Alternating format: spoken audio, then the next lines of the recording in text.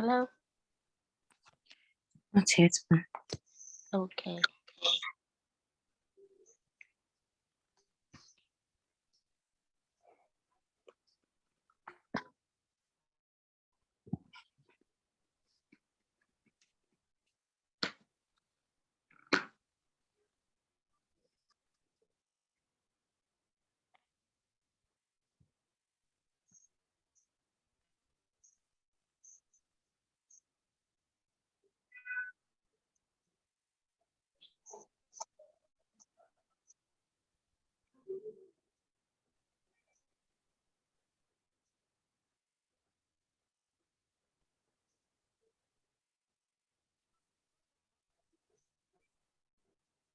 Okay.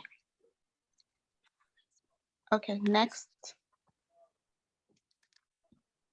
All right. So for successfully preventing a disease to occur, there are key things you must study or know about the disease. You want to know the causality, what is causing this disease. You want to know the dynamics of the disease. How is it being transmitted? Is it via vector? Is it directly? So you need to know all this. Then you need to identify the risk factors and people who are at risk for this disease.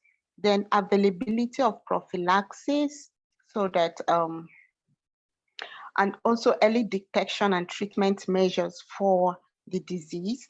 Then you should be thinking of measures that could be used or could be applied for appropriate individual groups. Is it children group? Is it adults? And then elderly? Then there should be continuous evaluation of this process that you're planning to prevent. Okay, so we'll move to the next. Now, there are different levels of prevention. However, from this, you can see majorly 3, but this is the old classification of preventions. So you're going to add 2 more, that's the primordial, and you also add the quaternary, making 5 levels of prevention. So we have the primordial level of prevention, we have the primary, then we have the secondary, and then we have the tertiary. Now, when we're talking about primordial, now this is a prevention that you do before the risk factors emerge or come into the population. So you want to prevent those risk factors coming in into the population. So you want to have policies in place to prevent factors that can bring in these risk factors into the population. So you want to put in policies in place. You want to do some behavioral modification so that those risk factors are not promoted. That's what you basically do in primordial prevention. Now, when it comes to primary prevention now, here you're talking about the health promotion and then the specific protection. In health promotion, you want the risks, now, in this primary prevention, it is a stage of pre-disease. That means the disease have not yet manifested, but the risk factors are within the community. It's present in the population. So how do you want to prevent these risk factors becoming a disease? So you want to give health promotion, you want to educate people, you want to give nutritional counseling also, and then you want to do specific protection. When I mean specific protection, like you can give immunization against specific disease. The risk factor is in the community, but let us give specific protection. Let's say TB now, give BCG so that you protect the individual from having that disease. Then the next stage or level of prevention is the secondary prevention. Here, the disease have manifested. But in the secondary prevention, what you want to do is, the disease is at its latent state, so you want to do a pre-symptomatic diagnosis and treatment. So there should be prompt and early diagnosis and then treatment of the individual. Why? Because we don't want the next stage of the disease to happen, which is the patient becoming symptomatic. Now, we're looking at this broadly in a wider view, that's the population. So you want to do this tertiary prevention, and in tertiary prevention, you have to think of, okay, the disease is there, the symptoms have started. We don't want this disease to go into a state where there's impairment, there's disability, and then handicap. Now, we know, and then in this stage also, we are trying to limit all this, and then we're also trying to rehabilitate. So disability limitation and then rehabilitation of the individuals. That's what we do in tertiary prevention. Now, when we're talking about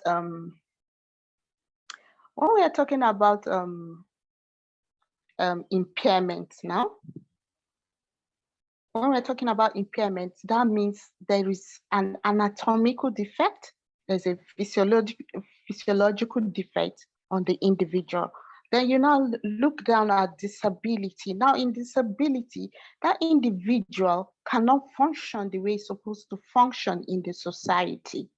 Then you now come to handicap. In handicap now, that person has a disadvantage, like, okay, he has a disadvantage in playing his or her roles in the population or community, like cannot be employed because of the disability or the impairment. So we in tertiary prevention, these are things that we aim at preventing. Now I told you there are 5 levels currently. So the 5th one is the quaternary prevention. Okay, so when we are talking about quaternary prevention, we want to limit excessive medications to the patients, that's excessive investigations. We don't want individuals coming to the clinic and then they are given unnecessary investigation, they're given drugs that are not really necessary, so they are now over prescribed or asked to do investigation. So that's what we do in quaternary prevention. Okay, so looking at this slide, okay, we have primary prevention, as we had said earlier, being broadly divided into health promotion and specific protection.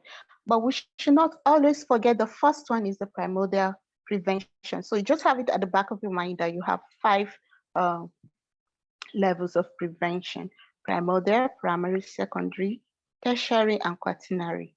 Okay, so now in primary prevention, we've said health promotion and specific protection. So it's just elaborating what I've said earlier. So you give a health education, you want environmental modifications because the risk factors are already there. Nutritional intervention. Let's take, for instance, obesity, right? Obesity is a risk factor for cardiovascular disease and other diseases. So now the person has obesity. What do you want to do?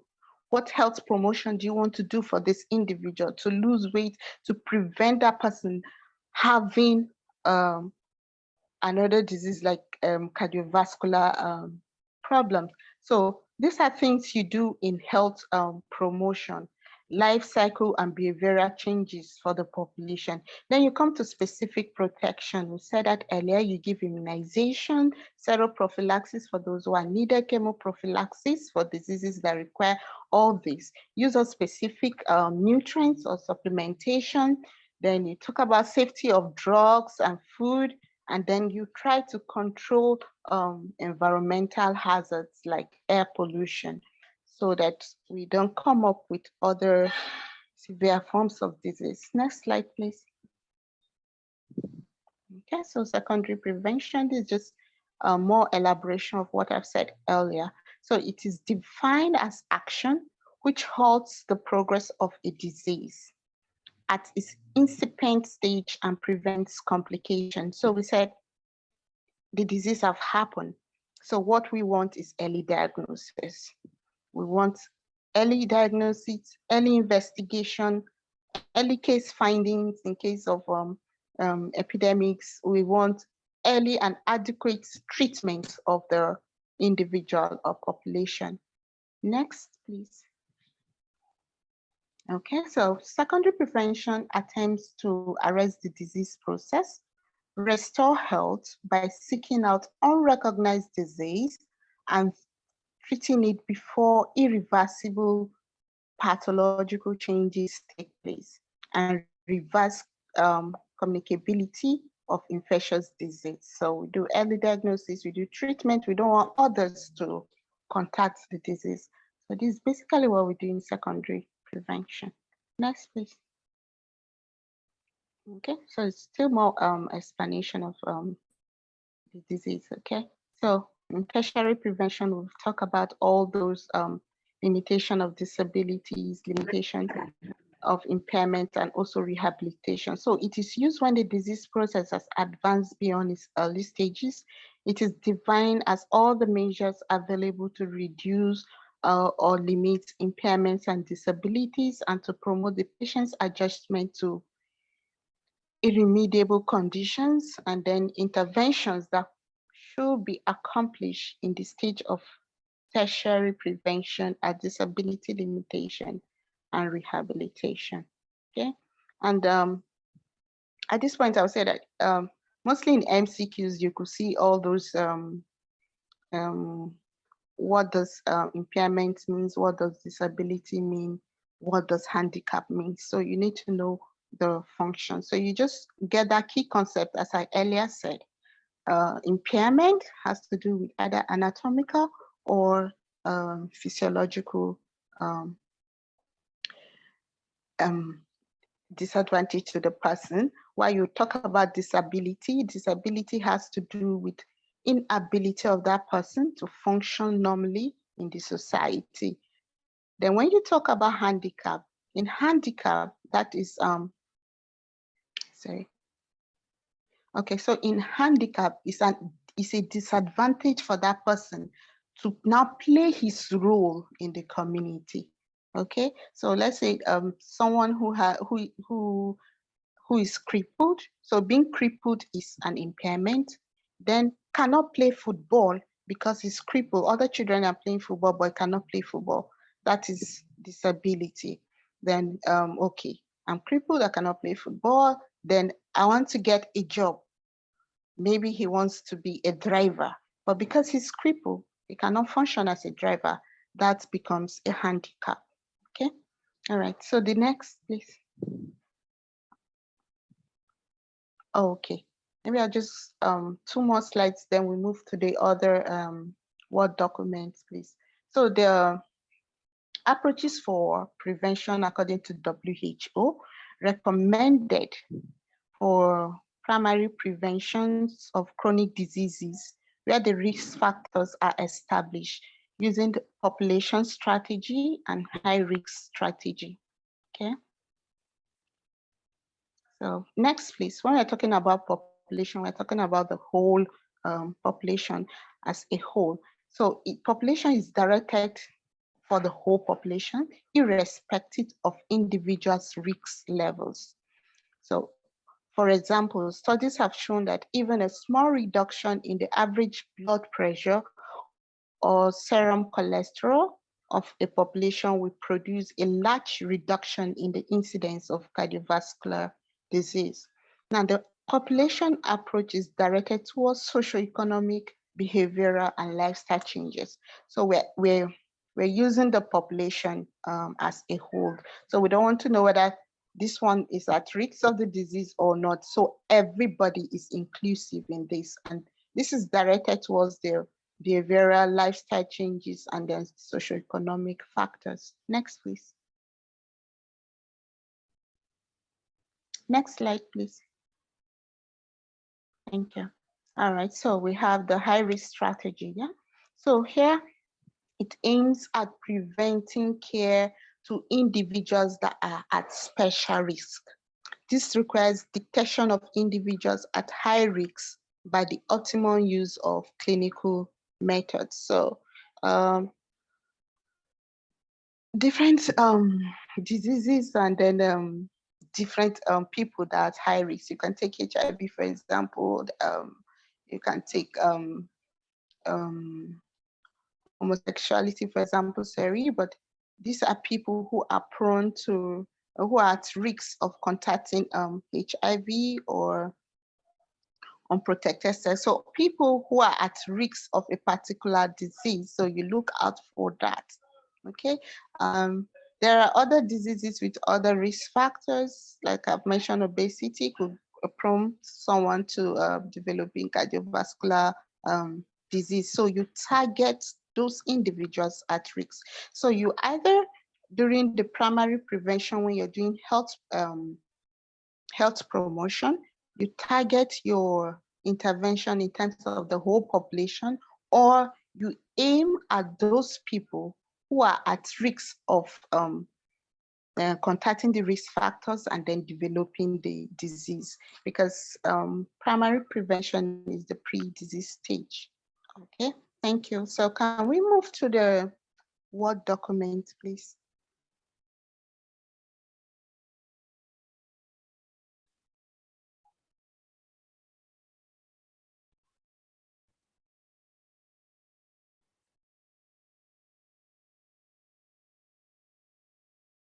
The Word document on tuberculosis.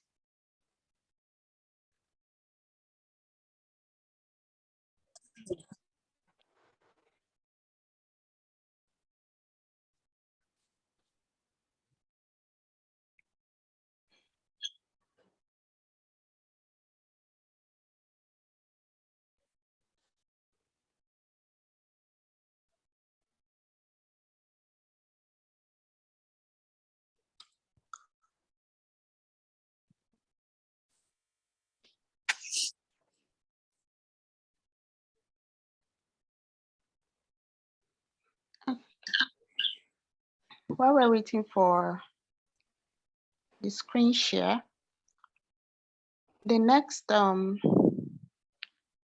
slides will be on the tuberculosis, and it's one of the common questions we could see either in both national or West African college. So you have questions that say, discuss the epidemiology, current control of tuberculosis in Nigeria. So this is a full essay. Okay. I'm sorry. Can we appreciate it?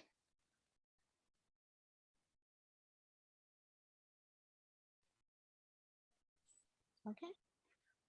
So the question is, discuss the epidemiology and current control of tuberculosis in Nigeria. So what you want to look at, this is a whole, you're in the exam hall. Now, you look at the question, keywords there. You've been asked of the epidemiology, you've been asked of the control, and then you've been given a particular area that's of concentration or the population you're studying, which is Nigeria. And then under the control also, they said current control in Nigeria. So you look at all these key factors. So the first thing anybody should do when writing an essay is to have an outline.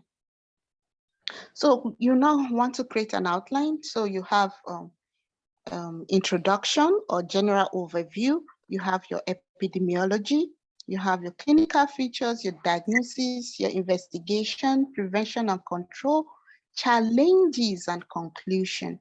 Please let us not always forget to write the conclusion, because conclusion could fetch you 1 mark, and 1 mark can be so important when it comes to the borderline, whether you're passing or you're failing. So always remember that in your outline, any outline you're writing at all, okay? So in terms of introduction, you want to define what tuberculosis is, or you just give an overview. So we said tuberculosis, okay. So we actually answered this question, yeah? This was a national postgraduate question.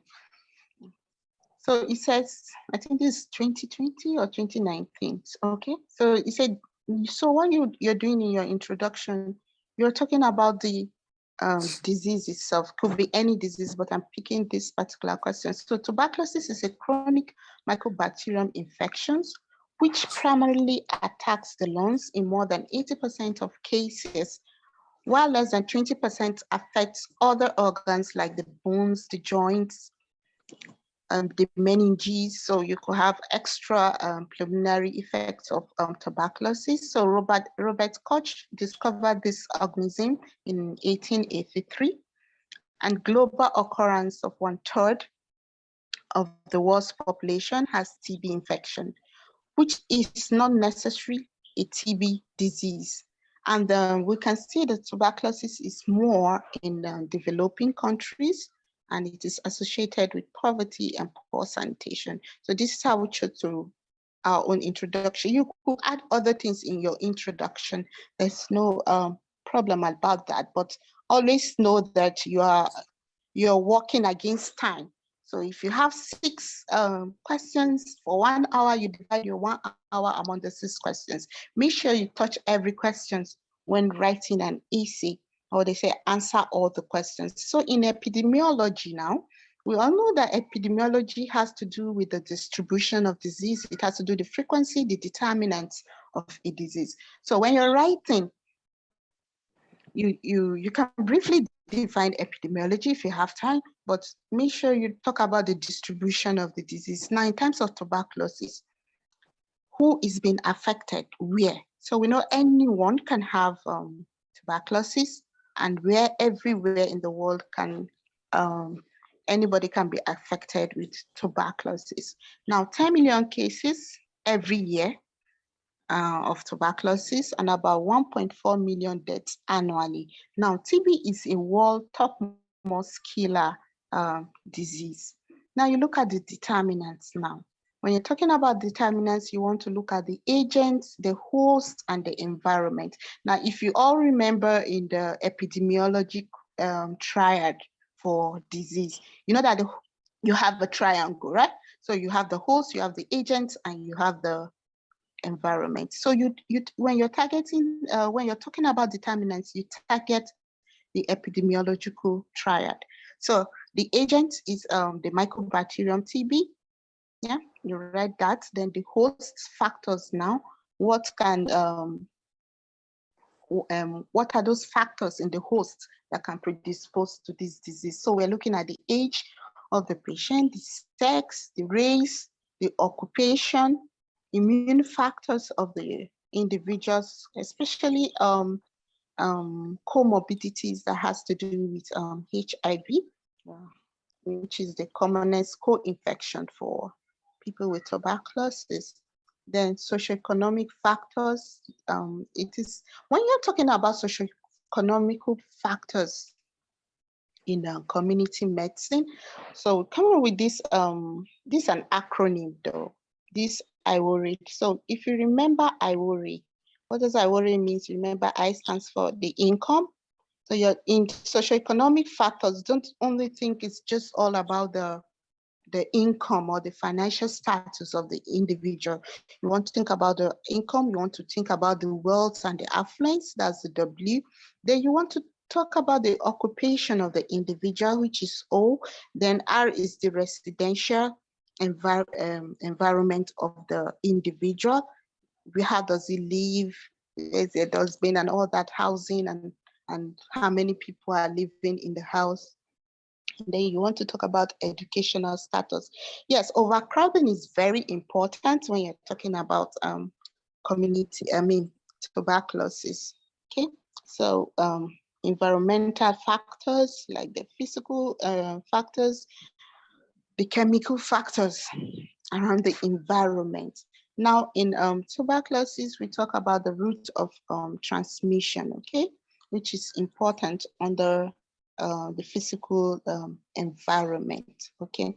So the next is clinical features. I'm not going to talk about the clinical features. We can always read about that, please, okay? So now we go to the prevention and control proper. Sorry, Doc, please. Is this file going to be sent to the group at the end of the class? So I Oh, could go sure. through it. Yes. All right, thank you. Okay. So we have so please you read up the symptoms, clinical features of tuberculosis. We all know that one, and the investigation, appropriate investigation for patient with TB. So now we are talking about the prevention, which is our topic for today. Prevention and control for TB. Now, when we're okay, let's get there. Okay, that's fine. Thank you. So now we want to look at reducing. What are those measures that we use to reduce the incidence and then the prevalence of tuberculosis? When we're talking about incidence, we're talking about new cases. So we don't even want the new cases at all. Then when you're talking about prevalence, in prevalence, you have to talk about both the old and the new cases in the environment, okay? So when you're asked to calculate prevalence, maybe maybe in any question you see, if you see the new cases and you see the old cases, if you just add it up, it will give you the prevalence. And another way, sorry, I'm just diverting a little because we're talking about both incidence and prevalence. If you're talking about prevalence also, if you don't see the old cases, you could see the incidence of the disease and then the duration. So if you multiply incidence and duration, it will also give you the prevalence of the disease. So okay, yeah. So here I have written down all the 5 levels for prevention: the primordial, primary, secondary, tertiary, and the quaternary. You notice that these 2 were initially missing in the other slides, and I said that was the old classification. So in tuberculosis now, in terms of primordial prevention of this disease, now the introduction of national tuberculosis, leprosy, and Borrelia ulcer, which has state offices in different states and also local government area offices. Now, these are primordial measures by bringing up this national tuberculosis, leprosy, and Borrelia ulcers. They helps to create policies that could help in preventing the risk factors of tuberculosis coming into the population. Introduction of strategies like Stop TB strategies, which was introduced in 2001 and 2015, which is still currently going on. Yeah. So all these strategies are ways that they brainstorm on how to prevent these risks factors from coming into the population. We also have another strategy of NTB strategy, which is 2016 to 2035. And then there are other policies and laws on housing so that you avoid overcrowding in people living in highly dense areas. Then we now look at the primary prevention for tuberculosis. Now, the primary prevention, we remember that the risk factors are already there. So it's the pre-disease phase, and we're talking about specific protection. We're talking about health promotion when it comes to primary prevention. So TB as a case study. So the general health promotion, which includes health education, environmental modification, e.g. good housing, no overcrowding, okay? Then good hygiene, good nutrition, adequate ventilation. These are things you teach the people so that in case there's someone with TB, this doesn't happen, the individuals or the population doesn't come down with this disease. And then we have a specific protection in which we give individuals, at birth we give BCG to children, then chemoprophylaxis are given for exposed children. So if an adult has a TB infection, we usually ask when you're clerking or taking history from that individual, you ask if that person has children.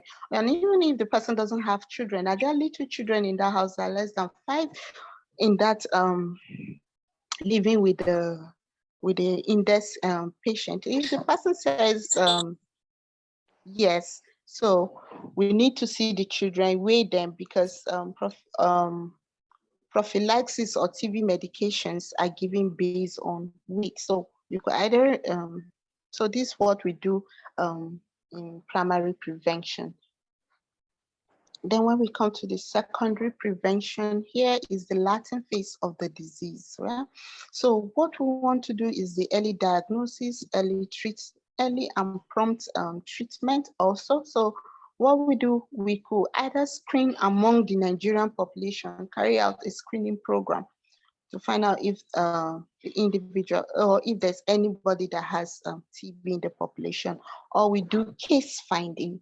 And then this will help us to detect early the presence of the disease. Then rapidly testing of patients. Thank God for the gene expert test that's currently going on in Nigeria, and it is free. So they don't have to pay anything.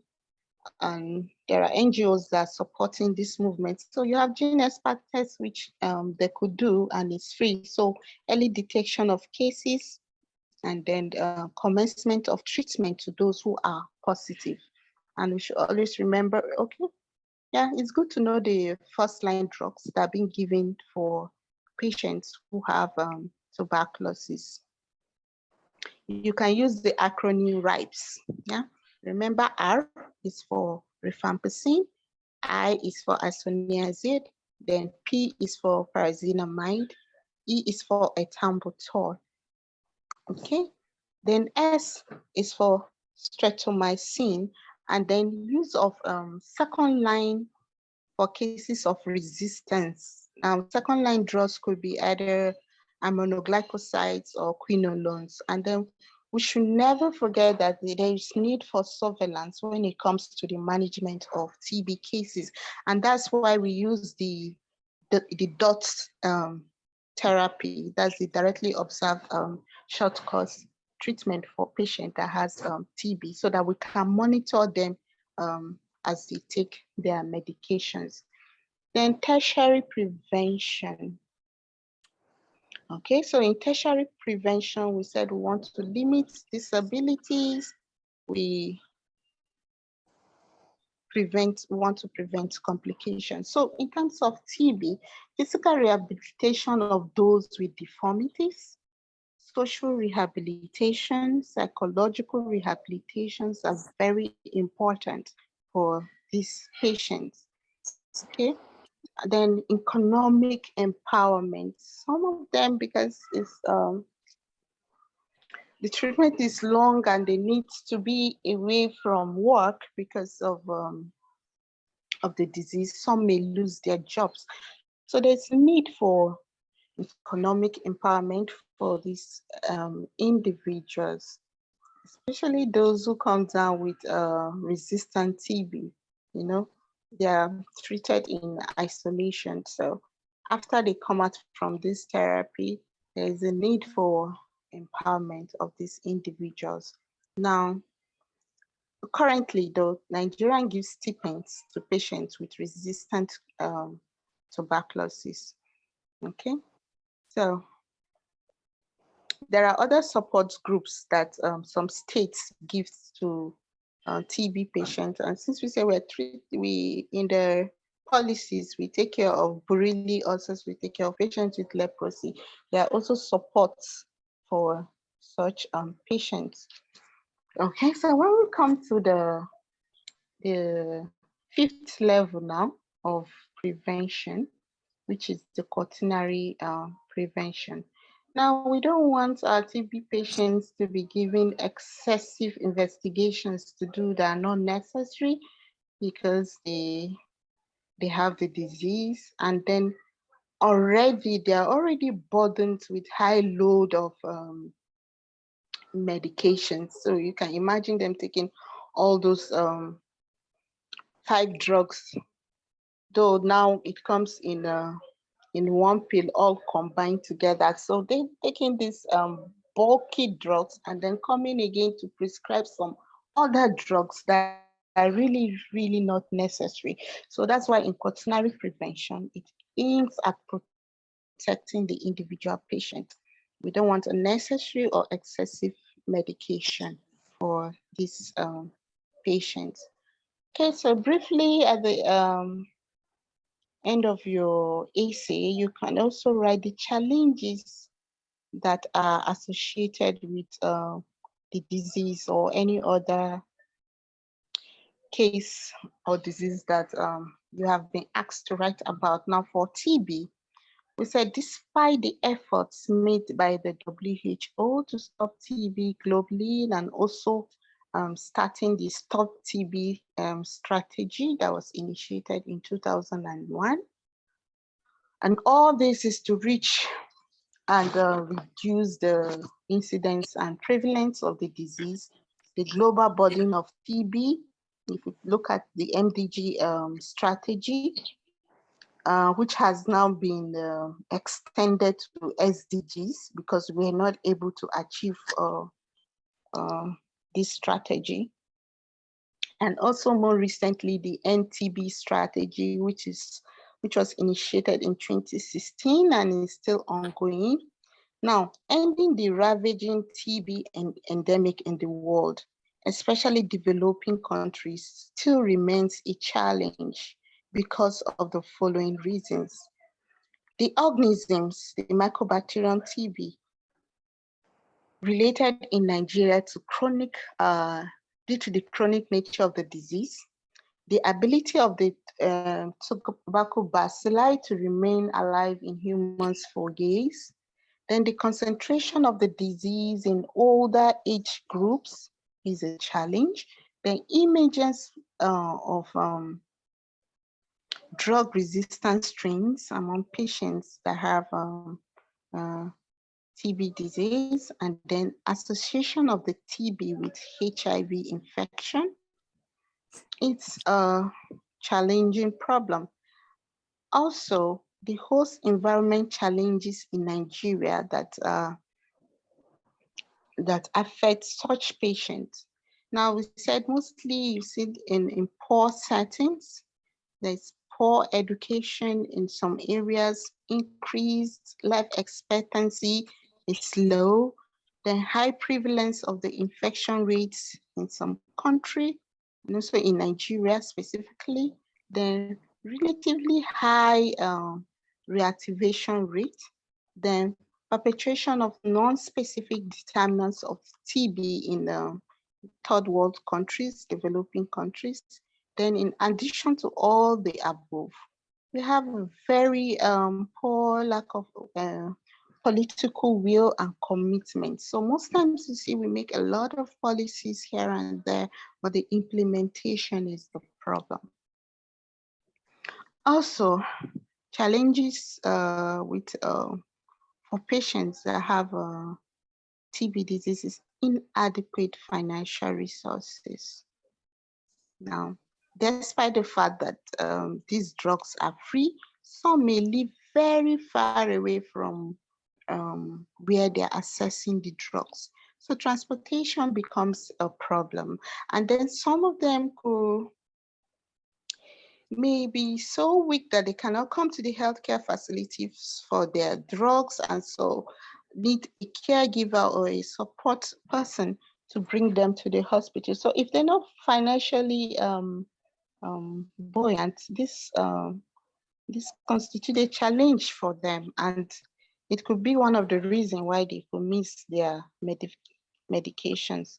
So interruption of drug supplies in some places, insufficient skilled human resources in the healthcare facilities, and also in some primary healthcare centers where these drugs are being given is a challenge. Now, all these different challenges we have listed above makes stopping TB infection difficult. And then you remember to write your conclusion. Your conclusion could just be one sentence or two. Just write something there. So thank you everyone for listening.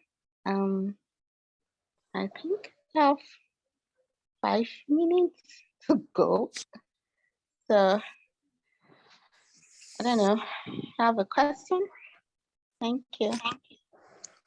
Thank you, please. Could you get the file? The files, yes, I said it will be posted in your group. All right, thank you. Yes, it will, because there are other things I skipped. So Thank you you very just go through, because a question may come like this, and even this particular kind of on TB may come. So you need to have the file so that you can read through and Thank you. You're welcome. Thank you very much. I really appreciate it. You're welcome. Okay. So, any questions? I should never forget it's 5 levels of preventions. Always remember the primordial and the quaternary at the extremes.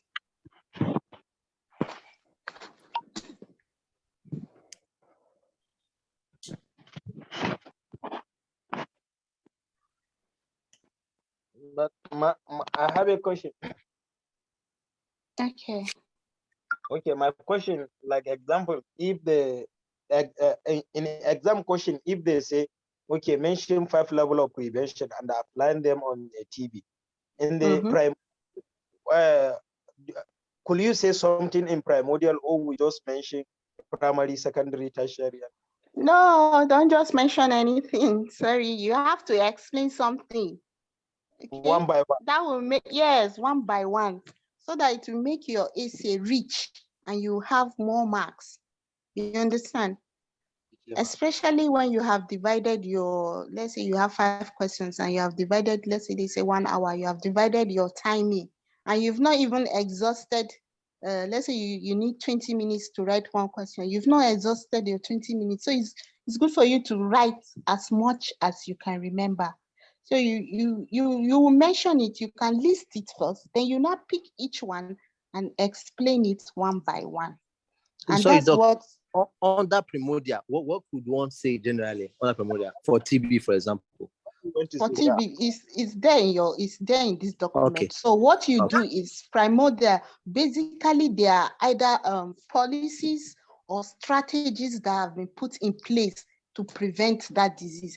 So in terms of TB, in Nigeria, we have the National Tuberculosis, Leprosy, and Borreliosis ulcer that policy that was put in place, and they have their offices all over Nigeria, okay? Then you also mentioned the Stop TB strategy. Stop TB strategy that was initiated in 2001. You also mentioned it. And if you can't remember the year, just mention that there's a Stop TB strategy. Then you also have the End TB strategy, which is what is currently ongoing, because this one is ending in 2035. So all these policies and laws are what you write in the primordial. And then don't forget that there are also policies and laws for housing, because we don't want overcrowding, because it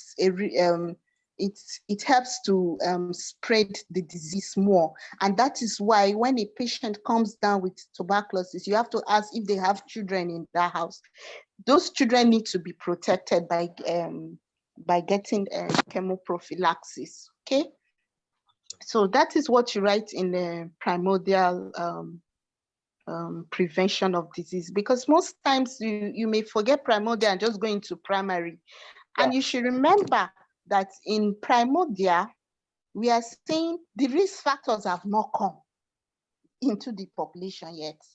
So you have to put in place things that need to be done so that that risk factor will not come into the society. And that's where you have policies, you have strategies, you have laws. If you understand it like that, you have a lot of things to write. Then when you understand primary now is the pre-disease stage, meaning the risk factors are there. They are in the community, but the individual has not developed the disease. So what do we want to do to prevent that disease? So we want to do health promotion, teach people, educate them, tell them what to do to promote their health. So you have that at the back of your mind. Okay, apart from health promotion, what can I do in primary? I know the risk factors are there. So I will give specific immunization for the individual. So you give prophylaxis, you give vaccines for the population so that they don't come down with disease. Then you go to the secondary. In secondary now, disease have come. It might be in its latent state. So what do you want to do? You want to quickly identify those people that have the disease. So you either do a case finding or you do an early diagnosis. Then you need anybody who is found positive, you need to quickly give a prompt treatment. So prompt treatment, early diagnosis, prompt and adequate treatment, because you may give a prompt treatment, but it's not adequate. So it has to be adequate so that the disease is cured. But if you miss that stage and these individuals come down with symptoms now we are looking at the population now. Do we look at tertiary prevention? What do we want to do in tertiary prevention? We want to limit the person coming down with disabilities. We want to rehabilitate them because they are having psychological problems. They already have the disease. And so many other things might have affected them. They might have lost their jobs. So they need social rehabilitation. They need to be incorporated into the community and people to accept them that they are no more harmful to the society. So these are things we do in tertiary prevention. So you limit disabilities, you limit handicaps, you limit impairments for the individual, and you rehabilitate them. Okay, we've passed tertiary stage. The last stage is the quaternary stage. When they come to the clinic, we don't want them to be given over investigation sheets to do investigations that are not necessary. These people are already depressed. These people are already with a highly communicable disease. Don't be sending them to one lab to another that is not really necessary. So you look at the appropriate investigations that are necessary and you give your patient. So they just go to key investigations that are needed for their conditions. Do a gene expert, or you want a chest radiology or anything you need to do it. But don't give unnecessary tests for them. And then afterwards, don't give them unnecessary medication. Just give them the right medications that are needed for their treatment. So that is quaternary prevention. Are we good? Yes, please. The chemoprophylaxis, what's the full meaning of INH? INH for exposed. Isoniazid. Isoniazid. That's what we give as chemoprophylaxis. Okay. Okay. Okay. Thank you. Sorry, 1 minute. I need to leave now. Thank you very much, Doctor. Facilitators. Okay. Thank you. Thank you, madam. Okay. You're welcome.